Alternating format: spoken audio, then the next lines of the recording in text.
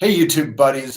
This is Waylon, of course, and I work with Elephant, and I'm doing 3 Mindful Tips Fridays. So every 4 p.m. MST Mountain Standard, I offer 3 super random tips. This month is NaNoWriMo, which is what it is better known as. The full name is National Novel Writing Month. And so a lot of us weird writing people or people who would like to be writing try to write every single day. And a lot of people start NaNoWriMo, are super hyped, and then kind of fail after the first few days. So as a writing teacher, as a published author, best-selling author, as a nerd, I wanted to offer a few, as a Buddhist meditator type, offer a few personal tips. They may not work for everybody. Around how to write every damn day, which is hard when you kind of put it that way. So my first tip is take it one day at a time. Really just, write your heart out. Choose what you want to write about, and on any given day, without any structure, without any premeditation, unless you have things bubbling up that you want to write about, and sit down and write about it. It's that simple. It's a craft. Too many of us approach it like NaNoWriMo or a novel or some big idea we want to write about, like it's a marathon. That's okay, but if you haven't even run around your block, it's too much pressure. You're putting it all on willpower. So instead, just sit down every single day, ideally way before November, and develop a writing practice. It doesn't need to be at a beautiful desk with a beautiful view of rolling hills. It doesn't need to be great writing. It doesn't need to be even in your house. It can be out by a bridge, by a stream, at a cafe, and do what Kerouac called sketching. So you just write in very specific detail, not worrying about the words, trying to describe exactly what you're seeing, smelling, hearing, tasting, touching. And do that every darn day. And do that.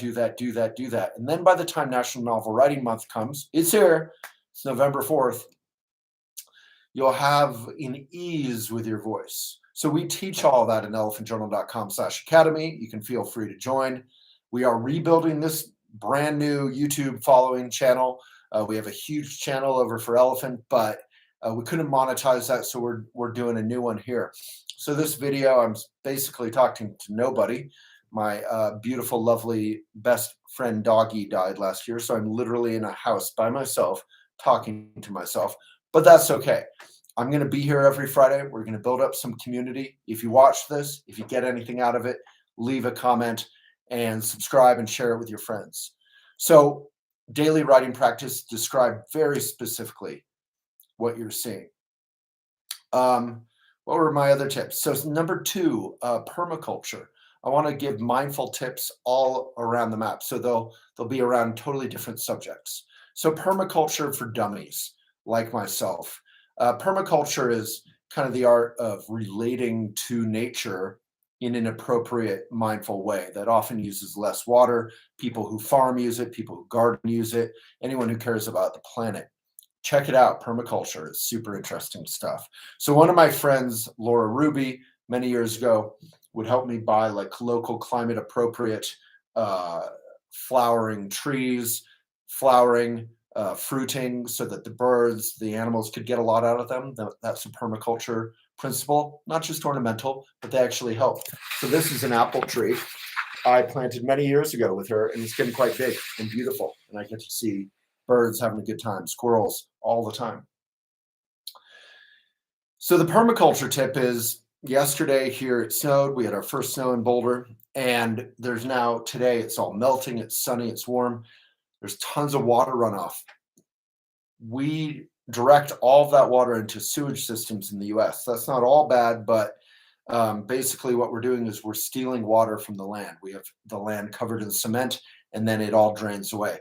So instead, you slow it, you spread it. So one thing I do is with my boots or with a stick, I direct little rivulets of water into my lawn.